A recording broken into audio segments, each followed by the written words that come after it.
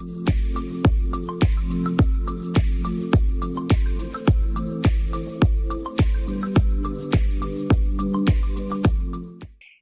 Anna Marie from Forward Ladies. I'm the event manager here, and I'm here to welcome you to a Q&A for the second time. We're really going to do it this time with Diana Theodores. She's the author of a book called Performing as You. We are here to give you an empowering session to ignite and fire and elevate your performance. And her book is Performing as You, How to Have Authentic Impact in Every Role You Play. So Dawn, this will really, really help you on your book tour to really get yourself out there. So we're going to be discussing how bringing yourself fully forward with your authentic voice and presence can inspire and elevate the quality of engagement for everyone and really, really make a difference. So Diana, welcome. It's so nice to see you. I was just said this is our second time. We tried this last month and your internet connection unfortunately let us down, and it happens to us all. Can't be helped, but we're going to go for it this time, aren't we? We're going to do it. We are. And more with feeling. Yes, absolutely. So, where are you? It looks like you're in the Alps, but I can't tell if it's real or if you've just put a background on. What's going on there? It is virtual, but I wanted just to show this beautiful environment because you can see there's a circle of chairs and there's gorgeous mountains behind me and out the window. And it's just because I think the starting point when we talk about presence and creating engagement is all about thinking about the environment that we create in order to have engagement. And so the environment starts with us. It starts within our own body. That's our first environment, and kind of getting settled in ourselves, getting present with ourselves, connecting with ourselves, and then the space, and then other people. And just thinking, what's the invitation? What's the container that will be optimal for listening and for engaging? So in this instance tonight, I just thought, what fun. I like the idea of the campfire circle. That's very invitational, and it's a gathering. So we can sit around together in this lovely virtual space and imagine ourselves in a little bit of a powwow and just enjoying exploring and having this conversation tonight. So that's the environment story. See, it's nice to think of ourselves sitting in a circle in a group rather than sitting at home on our own. I love that thought. That sounds amazing. So your book, which I've been reading or have read 1.5 times now, I have to say, I've got little pencil marks and highlights all over it, and I've absolutely loved it. I just want to ask, do you need to have a background in performing or the arts to be able to put this into practice? Obviously, it's called Performing as You. There's a spotlight there. There's a guy on the stage or a woman on the stage. So, or can anybody sort of really use this in their lives? Yeah, that's a great question, because the word performance is so loaded, isn't it? So, from my perspective, I did start life in the arts, in performance and directing and theater. But performance is not just in the domain of the artist at all. Performance is for all of us. Everybody in the world, everyone in this life wants to perform at their best. So in that space, the space of the artist is, I need to perform, so I need to develop technique for expression and have my craft. But when we think of ourselves, just in terms of personal development and bringing out the best of who we are, that performance is literally performing as ourselves, connecting to ourselves truthfully and bringing that forward into the world. So that's that aspect of performance. It's not contrived. It's not artificial. We are being ourselves, but with more skill, so that we are more agile in the different roles we have to play. Okay, that's really interesting. Thank you. In the book, you say, one of the things I love about it, it says your life story is your greatest asset. So obviously everyone has a different life story, and some people might think, well, I don't really have one. I've lived, but it's maybe not an asset. Can you just tell us a bit more about what you mean by that? Yeah, that's great. Well, first of all, I really hear you when you say, a lot of people say, I don't have a story. But of course, I think what they're saying is, I haven't actually connected, or I'm not really awakened to my own story of my life. And I would say your life story, when you actually take a bit of time to go on a bit of an archaeological dig into your own life story and bring up all the gold dust and just really think about the different chapters of your life, the incredible range of experience, insights, inspirations, career successes, failures, turning points, decision making. There's so much in our life story, which gives us evidence of our own courage and strength and resilience and creativity and all those great things, passion, energy. And we often just in the everyday of life, we rush right past all of that. So hence, I don't have a story that's of interest to anyone. And of course, everyone has not only one story, but so many stories contained within the life story. So for me, that is the absolute DNA of your presence. Getting yourself connected to the ground upon which you stand, your own roots. That gives you such great anchorage and ballast and pride. So I would say, find your story, look at your life, mine it for stories, become much more connected in a conscious, intentional way to your life story. Enjoy looking at that and sharing more of that in those moments where, really thinking, what did that moment teach me? What insight did that bring me? And how can I use that to serve other people? Because when we start to share who we are, we give other people permission to value their experiences and their strengths. So that's really what I mean. I kind of think of a life story as like this beautiful, magnificent cape that we're wearing, and we just carry it through the world, and it's all of our stories. And if we value them and honor them, then that is giving us that structure and that self. That's okay. Thank you.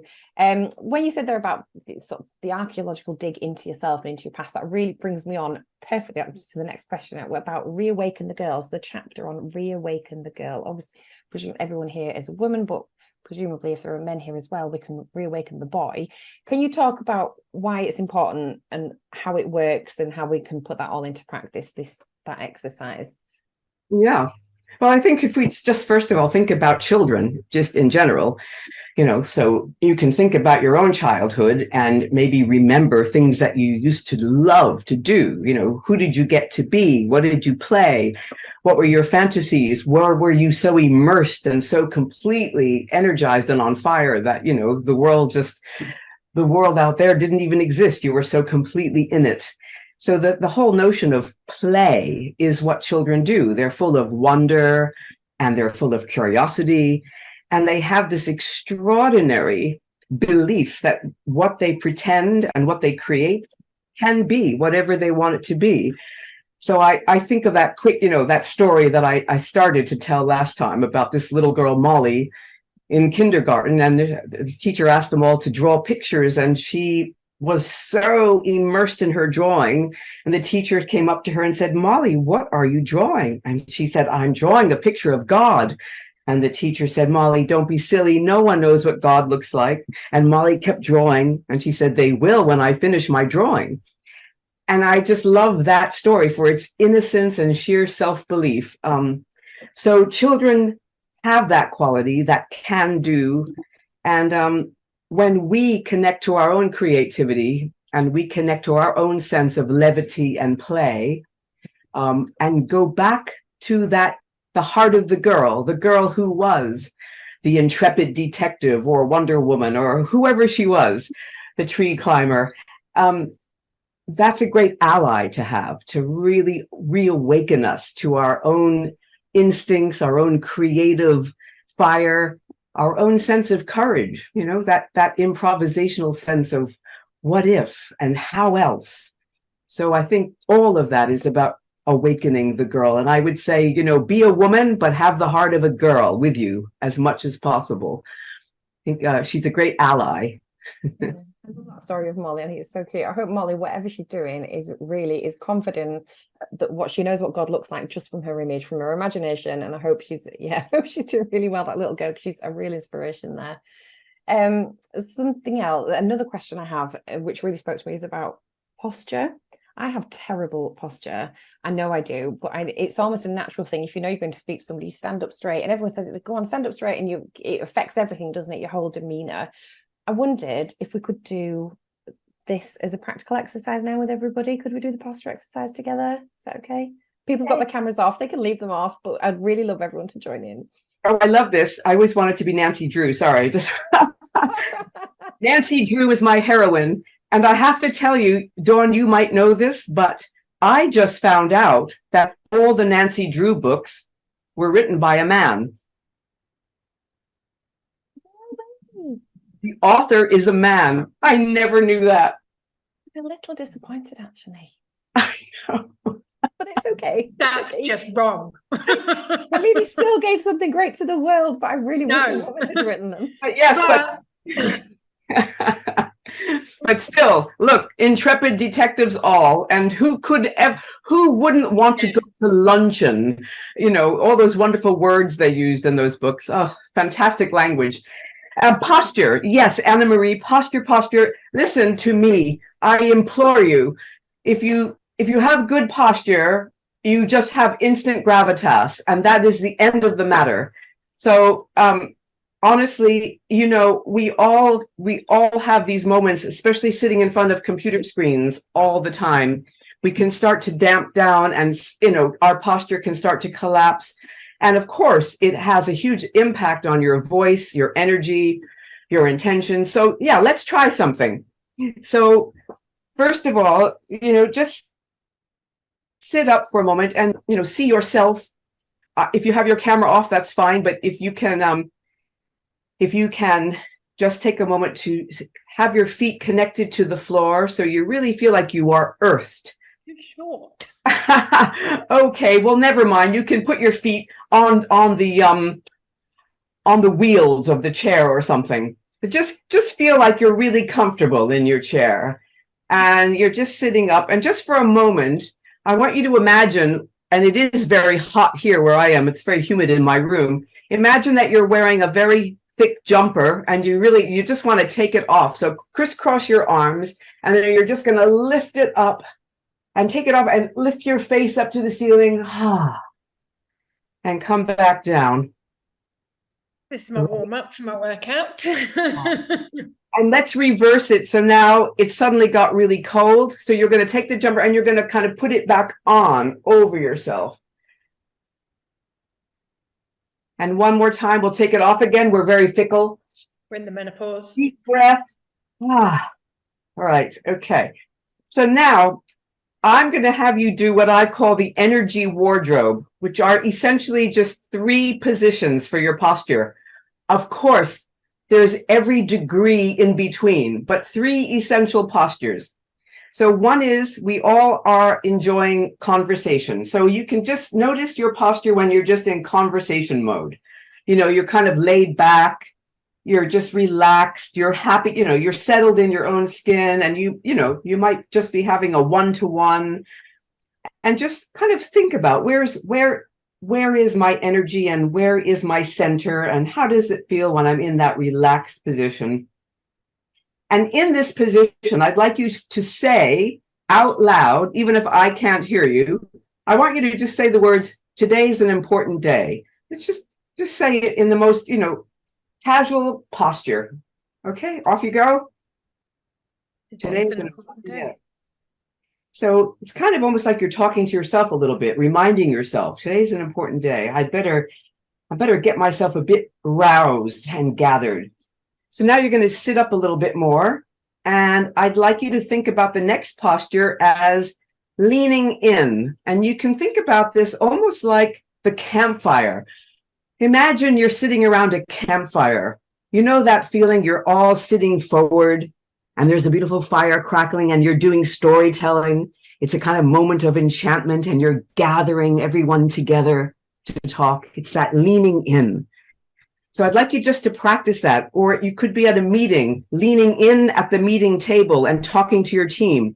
And with that same intention, leaning into your words and really looking, making eye contact or looking straight ahead, tell your team or tell your campfire, today is a very important day. Really have the whole focus go right through your posture. Off you go. Yeah.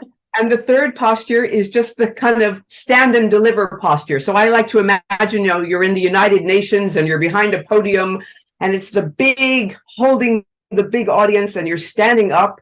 If just for a moment, you could put your arms out just to feel that sense of breadth and width in yourself if you're not already actually standing up. And the same thing, looking out at a big audience, really holding it up. Today is a very important day. Just pick it all up, exaggerate it. Do you want us to stand down for the? Are we going to stand? Let me adjust my Go for it. Let's stand. Okay. Yeah. Today is a really important day. Great. Fantastic. So, yeah. So you have your Makes a huge difference. You have your three postures. You have your laid back and even the dreamer. You can be here just sitting back and just being reflective. And there is that quality. And then there's the leaning in quality, which is much more emphatic. And then there is the kind of panoramic posture where you're standing tall and you're grounded. Maybe you're giving your keynote. And just notice those three postures. And you can do all three of them sitting at a boardroom table. You're thinking about that. I want to be seen in the fullness of my body. And I want to pick myself up. The more I pick myself up, the more uplifted I am in my posture, the more positive and powerful my state. And have you ever, I'm a big fan of musicals. And one of my old musicals that I used to love was The King and I. And in that musical, there's a very famous song called I Whistle a Happy Tune Whenever I Feel Afraid. And she goes on to sing all about, she puts herself into different postures, makes believe she's brave, and then everyone thinks she's brave. And she whistles a happy tune and therefore she feels happy. So it is that beautiful story of the connection between body and mind. And your body can actually lead you and direct you into a state of mind. And I believe with all my heart, having been a dancer, that your posture is the first port of call, and then your brain, your ideas, your flow, your voice. So it's the remedy for everything, Anna Marie. Good posture. Yeah, it really feels like it should be the other way around, that you're right, you'll speak, and if you know what you're talking about and you're speaking really well and you know all of your stuff, that will give you the confidence to stand up tall, and then people will really take in what you're saying. But actually, it, even just doing that exercise, that it really is the other way around. As long as you look like you are the expert and you know everything that you are talking about, people will automatically go, yeah, that is true, whatever she's saying, she means it, and it's right. And it gives you that outer confidence, which makes everyone else confident in you in reverse. It's true. I mean, your body is incredibly intelligent, and if we just listen to it a little bit, we learn a lot from our bodies. And it really is true that your this architecture, this incredible thing, the body is, your breath, your voice, your posture, all of these things just become great supports for what you want to bring, how you want to speak about something, how you feel about something. Everything starts in the body. And of course, we are all in different states of physicality. So honoring whatever state of physicality you have, sometimes, even if it's very limited in certain ways, your mind can go there. Your mind can create a very powerful image of centeredness and uplift. And sometimes even that's enough. You talk about in the book is rehearsal. So I do a little bit of amateur dramatics. And I did it at school, and then I had a big break, and then I restarted just a year before COVID. So I know that I have a big voice when I want to, and I always play the baddie, so I have to put on this really gruff baddie voice. But I know when I got back into doing it, and I was late into my 30s, doing it at home is fine on my own, but you're getting in front of other people and it's like, oh, I'm using this funny voice. or are you actually even doing it at home? It's like I'm talking to myself like I'm all the time, like just doing it on my own. It feels really odd. So how can we rehearse and overcome that fear of talking to ourselves to get over the fear of talking to others? Well, I just heard, again, just to point you out, Dawn, because I heard you say something that you were keeping fit these days. And I don't know. Anyway, I think of rehearsal. I agree with you, Anna Marie. It is such a weird thing to think I have to rehearse on my own to get ready to do something, a presentation or a keynote or a critical meeting or whatever that is. And so the notion of rehearsing on your own solo feels a bit odd, but I think of it as just circuit training. Think of it as like you're going to the gym. So my rehearsal circuit is going to be about doing, moving around a lot, warming yourself up, talking while you do things, even if it's just moving furniture or objects to get your whole body warmed up as you speak. Talking out loud instead of reading your notes in your head, speaking them out loud to actually hear the sound of your own voice and noticing what things are you saying are getting stuck and that you're struggling with. When you work out loud, you get feedback right away. It's fantastic. Work big, make up ideas about environments. Think, how would this sound if it was an intimate one-to-one conversation? How would it sound if I had to really stretch and project my voice far away like a big auditorium? How would it be if this was around a boardroom table? Just give yourself those different postures, those different intentions. Never, ever, ever put your slide deck together before you've actually thought about what's the big idea of what I want to talk about and what are some of my key messages. And how can I bring them to life more? Maybe I can do a bit of creative research. That's part of rehearsal. Finding some images or quotes or metaphors to bring it to life for me and therefore bring it to life for my audience. So maybe do a little storyboard to just be clear about your structure. You can really make it fun for yourself as opposed to simply sitting there reading your notes over and over again and memorizing them and getting more and more stuck to the page. Open yourself and play a little bit with it. And now I realize that all sounds like it takes an enormous amount of time, and a lot of people are under a lot of pressure and have very little time to rehearse. But it actually doesn't take that long. And once you start practicing a little bit, you get really fluent at it, and you can find your own solutions, your own personal rituals that become a way of rehearsing. So try it out, just experiment with it. And really, the main thing is to do it out loud and try to do it big and try to keep yourself moving so you feel like you are in a state of excitement and investment. You want to invest in what you're doing and get it embodied, get yourself committed to it. The real message is everything is better with a rehearsal, isn't it? It's like, I suppose it's like studying for an exam. You sit and you read everything over and over and you practice and you do test papers and practice answers and everything. And that's so much better than just going in blind and go, well, I'll just wing it and see what happens on the day.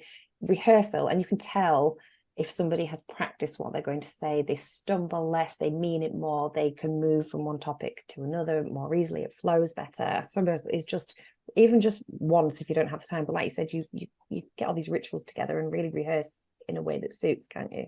Yeah. And also, the more you do that, the more you're able to think on your feet, so you have a script, you have a presentation, you know what you want to talk about. And the liberation of being able to be off script, but still know the story, just know I can talk about this in different ways to different audiences. I don't have to just pat it down, memorize it, and perfect it over and over and over again, because then it can go stale very quickly. You want to keep it alive for yourself. Yeah, and you can get thrown if someone throws in a question or something goes wrong. It's like, oh well, I forgot what place I was at, so what's next? You can just go with it because you've done it before and you know what comes next or comes after. You can come back and yeah, it flows much more easily. Yeah. So who can we look at that we could look up, or the people that we know in everyday life that does this what you're talking about really well. I know we talk about posture and everything. It makes me think of those terrible Conservative Party pictures you see, and they're standing in this really weird pose that they've obviously paid some sort of consultant to show them how to do, and none of them do it very well. But who can we look at as a really good example of this? Well, here's the thing. I mean, I can give you some examples of people that inspire me, but I think first of all, I would just say, put yourself in the shoes of an audience. Just think about all the times when you are an audience and notice who inspires you as a performer or a speaker or somebody. Who inspires you? What is it about them that you are getting a powerful impact from?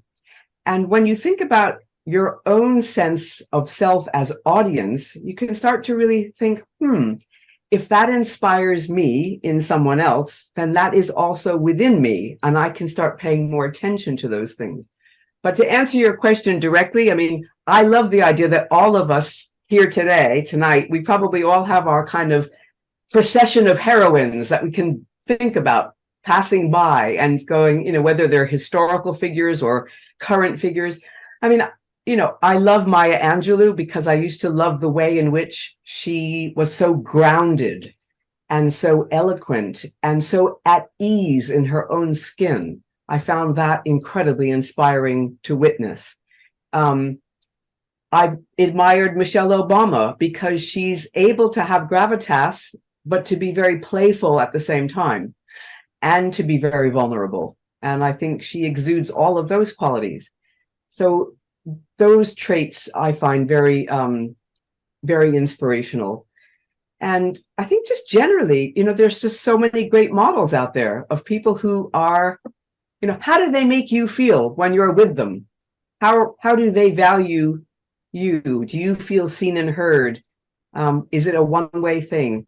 Or are we talking literally about, great performers, an eloquent speaker or an incredibly great performing athlete, or there are so many ways in which we can be inspired by the gifts that people bring forward. And I think notice those people and really think about that inventory of qualities that inspire you and find them. They are in you. They are in all of us. It made me think actually of it's a TV reference of Grey's Anatomy, one of my favorite shows ever. I've watched it over and over again. And I looked it up after I'd seen it a couple of times. So I thought the script writers had put this in. The surgeons, one of them in particular, they call it the Superman pose. So you talk about posture, standing up really straight. So sort of chest open, feet sort of shoulder width apart, hands on hips, and really deep breathe in. Before they went into this really big surgery, I was like, oh, that's really clever writing, but it's a real thing. And yeah. I've done it once or twice, and it really, really works. Just literally standing like Superman does. You can picture his cape billowing out behind him. But it was incredible. And I looked at it, it was a real thing. I just thought Grey's Anatomy. I thought Shonda Rhimes is like, we'll make this thing up. Well, maybe she did in the beginning, but yeah, it works. It's incredible. And it comes back to the things you said about posture and all of those things. It does work. And I think I love the fact that you brought up, taking those deep breaths, because, the more we understand just, that our breath is the source of everything. It is our, from our first breath to our last is our life story. And how we breathe, actually, it clears our thinking. It brings us much more projection and articulation.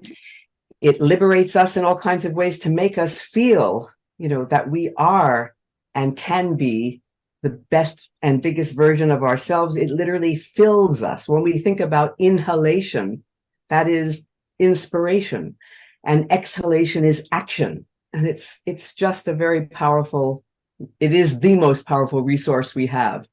So it's good to stop and take a few deep breaths and not be up here all the time, rushing around and high up in the chest and throat.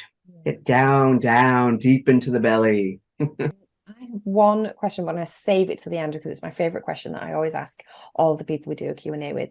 So before we do that, I'm going to open it to the floor. I've got some questions in the chat. So I'll start with one of these and then I'll come back to you. Dawn, you've unmuted. It makes me think you want to ask a question, which is amazing. So Ekonem says, hi Diana, lovely to see you.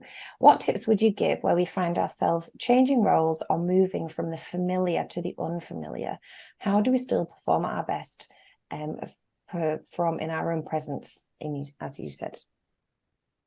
Oh, that's a great question. And it's one that comes up an awful lot in coaching, that, you were very secure and understood your role very well, and you owned your expertise and credibility in one role. And then if I understand your question, and then you've transitioned into a new role. So it might be a new working culture.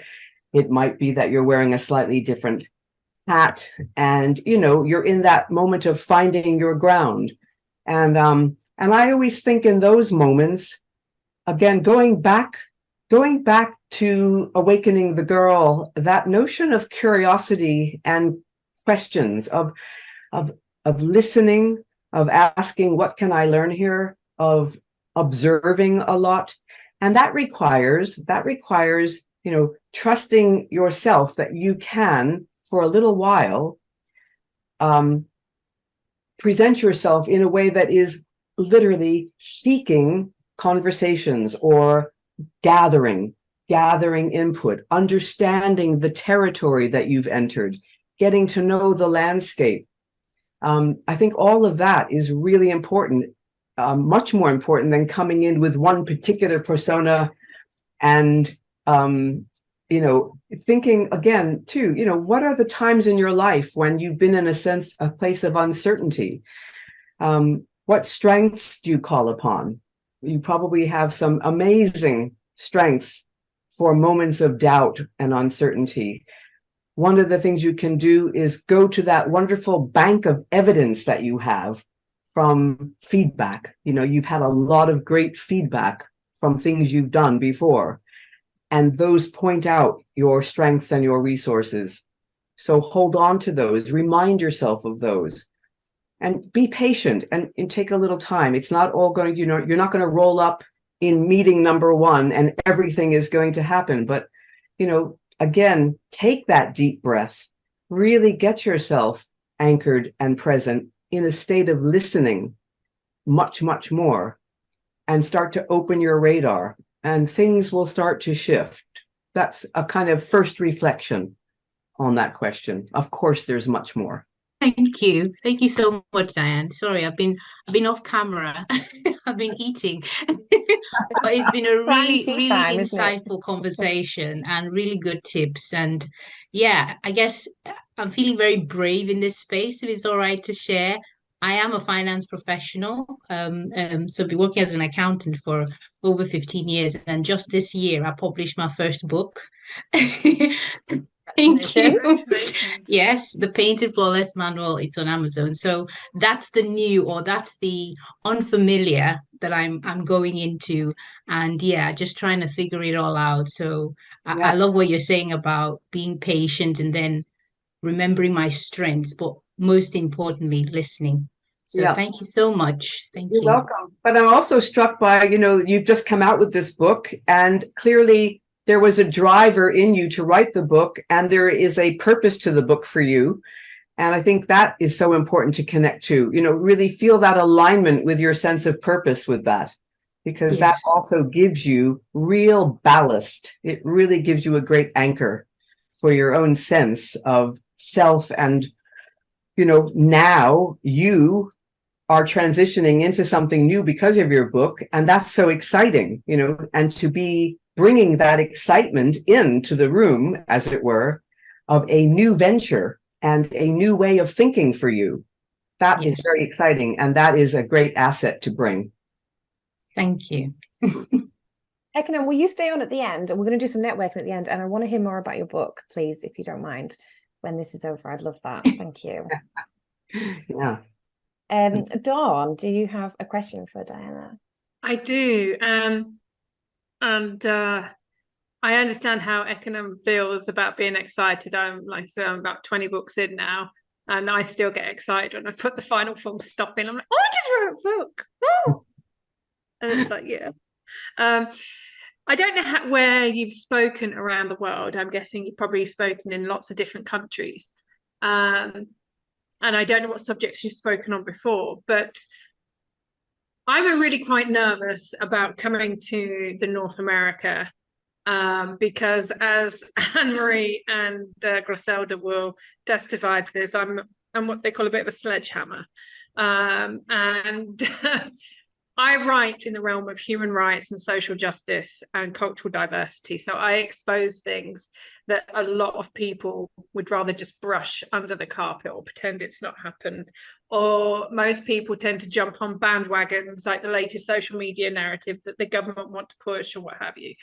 And then I come along and I go, well, actually, and then people go, well, have you got a link for that? And I'm like, I've got about 25 years worth of links. But as I'm coming to North America, I'm realizing that the word social justice in North America means something very different to what it means here in the UK. Mm-hmm. And I'm just wondering, because you are from North America, what advice would you have? I mean, I could speak French in Canada, but I don't speak French. I speak 5 languages, but one of them is not French. But how would you, because I don't want to offend people, my goal is to never offend people. It's always to stimulate thought and conversation and reflection, and for people to ask important questions. So how would you recommend I deal with people in North America, or not deal with them? I want to deal with a few of them. how do you want to connect with your audiences in North America? Because again, like when I talk about social justice, what that means for someone else in like I'm finding out in North America, it means something quite different. Well, I think that's a great, see, I think you right there, you've got a fantastic dynamic at the start to work with. I mean, as I'm listening to you, a couple of things occur to me. One is, when you called yourself a sledgehammer, but I would say, okay, you advocate for certain things in a very powerful way. And I hate bullies.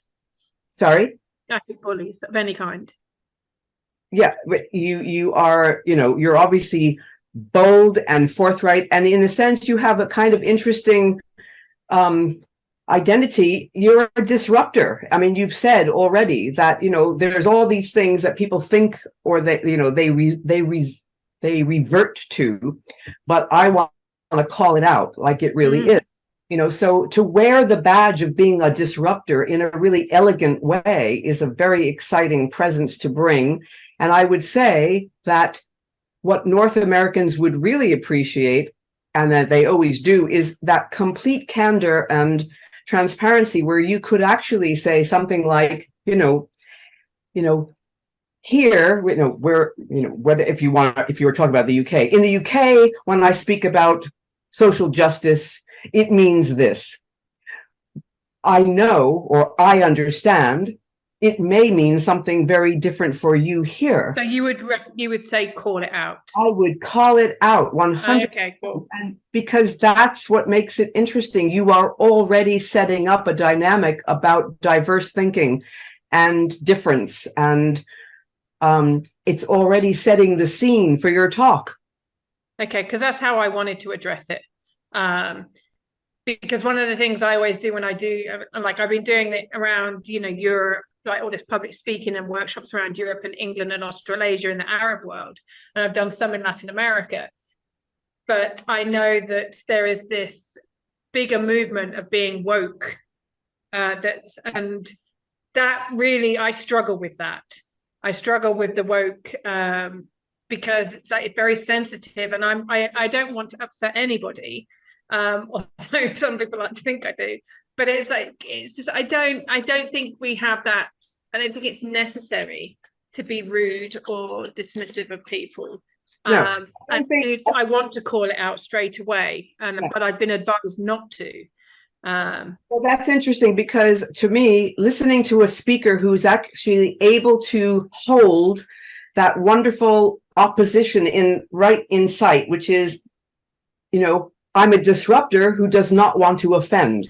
But disrupting is about disrupting, is about bringing things up.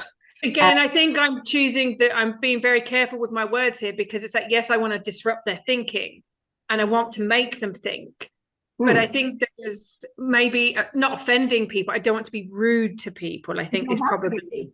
I don't think there's any issue whatsoever about being rude by just calling out the I'll swap places with you for about a week. Well, I think the idea of calling out the actual dynamic of those opposites of what things mean in one place, something different someplace else. And that's the opposite of causing offense. Okay. Let's get our terms straight here, folks. Okay. Bring them together with you. That's setting out your stall. And it's create that understanding of the terms. It's telling your audience that you are very aware that there's going to be a range of perspectives on how people come to that topic. And then it's up to you to be very clear about how you are coming to that topic. Okay. Okay. So can I use an example? Comment for you here, Dawn. Actually, she says you can't be bold at all without upsetting somebody. Yeah, no, I read that. Yeah, and because I saw something today on LinkedIn when I was grabbing a link for a meeting that I had. And this chap had said that anyone who interrupts are rude, blah, blah, blah, blah, blah. And I was like, oh my God, he's obviously never been to the Arab world and, or the African world or the Latino, because what he'd put on his slides, had he have lived anywhere outside of like the white, Western, middle class world, he would never have written what he'd written on those slides because he wasn't embracing a lot of the territory, a lot of the different cultural differences. For example, when I'm in the Arab world, I know I have to interrupt because I'll never say anything. And so again, it's like, I think that is what you're saying, actually highlight those differences and say, this is my lived experience. Yeah. And then once you highlight them, then you can say, and this is my turf. And you're creating an invitation to the audience to really explore with you. And hopefully by the end of it, have a really robust discussion or, thing about it. So you're creating that environment, as we talked about at the beginning of this session, you're creating an environment straight away for robust conversation or discussion or exploration, which you've got to claim, put your stake in the ground. This is where I'm from. This is what I think. This is what I'm talking about. But because I understand we are all coming at this from different cultural perspectives or language or any of that stuff, let me just clear the terms straight away. Okay. That's great. That makes the audience very reassured. Okay. Good. Thank you so much. Okay. That's what I was hoping you'd say. Diana, I've got a question here. It's from Griselda, actually. It talks about imposter syndrome. How can we use our bodies to overcome imposter syndrome? And so many people still struggle, especially women and women in business as well, I hear, with feeling this imposter thing, if it even is a real thing or if it's just a lack of confidence. But how can we use your tips and techniques to overcome that? Well, imposter syndrome is, again, I think it's not just a physical thing that you need to prepare yourself. You need to do a little bit of mindset shifting. And, one of the things you can do, and it's not just about being in one particular moment. So I'm about to go into this meeting and I'm feeling fraudulent. So what am I going to do? Naturally, in those situations, you can, of course, your posture is going to make a difference. The sense of eye contact, slow down. That is the biggest tool I can offer you. When you slow down, you settle. You have instant gravitas when you slow things down. Because when we are catapulting ourselves into a situation, especially where we feel less than, we rush.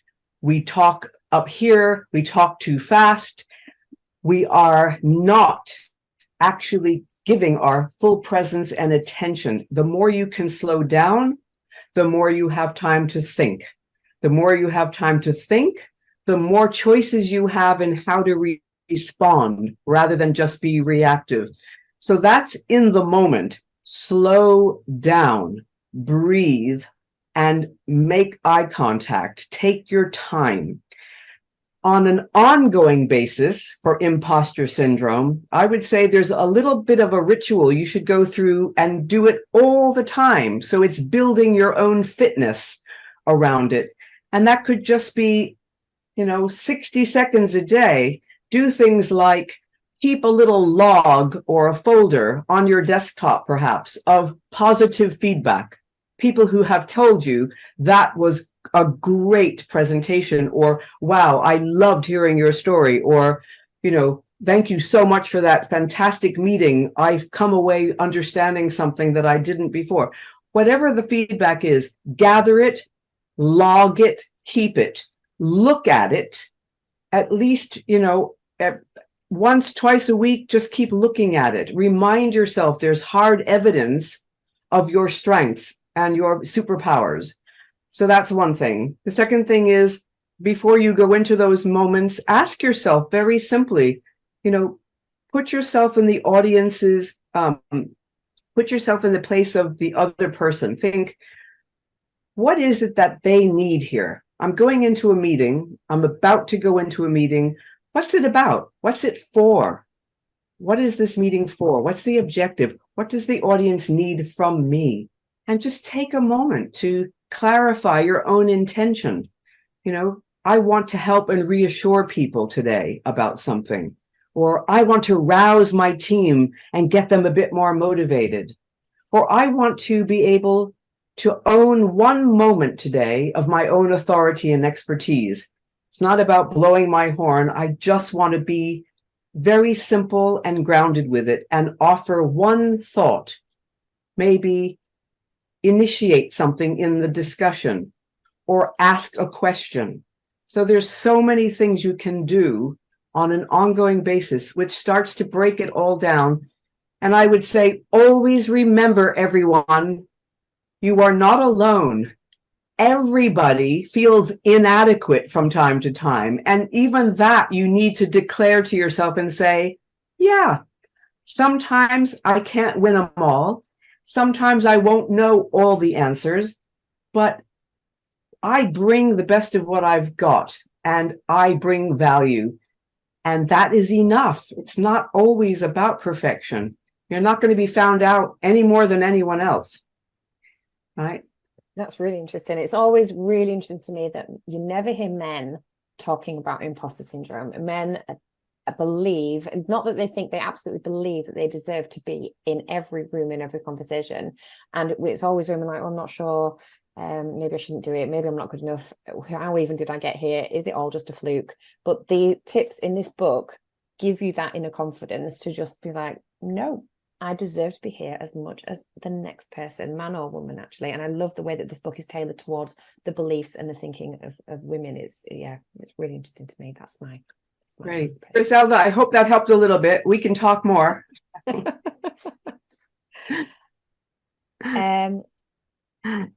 What tips do you have for founders looking for investors? Oh, how can we convince people to invest in us financially or emotionally? I'm not sure, presumably in a business sense, but how can we? The people on the call I know who would love to ask these questions because they've asked me. And so I'm just repeating some of the things they've asked me to get your perspective as well. The question I've just asked about pitching, I know there's a lady who's actively sourcing investors. And I know any tips you have around pitching, that room and owning her story will be very helpful for her. Well, I certainly can just say one thing about pitching, and that is distill your content. So, just really, really think ahead. What is the big idea that I am positing here? And, a great way to rehearse having a voice of influence is to, just talk about it for like a minute, just free form, just talk about the idea and the message that you really want to get across, and then attempt to do the same thing in 3 sentences, and then break it down to 3 words. And you will find right away, by that radical distillation, you'll feel, wow, I have now got such clear focus. The clearer you are, the simpler you are, the more confident you are. And when you bring that in and you just bring it right front and center, the bolder, the simpler, and the more distilled you can be, the more persuasive you're going to be. So again, there's lots more about the art of persuasion and tactics for influence, but pitching needs to be distilled, absolutely front and center, the big idea, and getting people excited about it. So whether it's finance or whether it's, visual art, it doesn't matter. There's a story behind the numbers. There's a story about what you want to pitch to your audience. And it's so important for you to really, ask yourself, what is the story here? Because it is a story, and think story. And there's a lot in my book that give you almost step by step of how to actually think of the story so that you've really got it right here and it can go in any direction. Yeah, I hope that's helpful for the person that you're asking for. What tips will you give someone leading a team of senior volunteers struggling to step into the role? Well, that's your job in that moment is to give them belief, right? You've got to give them the belief in themselves that they can do this. So first of all, thinking about your own energy again, like we did at the start of the session. If I want to give other people belief in themselves that you can do this, we can do this, together we're going to make this happen. What's the state of body and mind and energy you have to be in?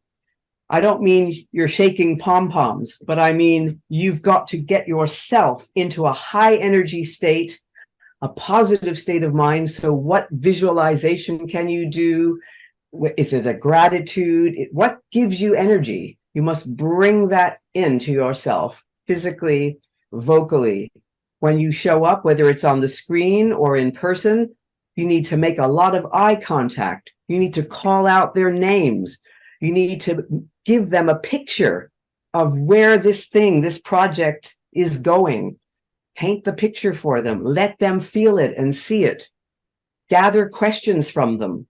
That's your job. Your job becomes not just the motivator, but the facilitator. You're holding them and you're saying, we can do this together. And you've got to create that container of energy and belief. And that all comes from you. You cannot simply go into it cold. Very important. Thank you for that. We're just coming up to a couple of minutes before 8. So I'm going to ask my favorite question of all of the Q&As that I always ask at the end. It's always,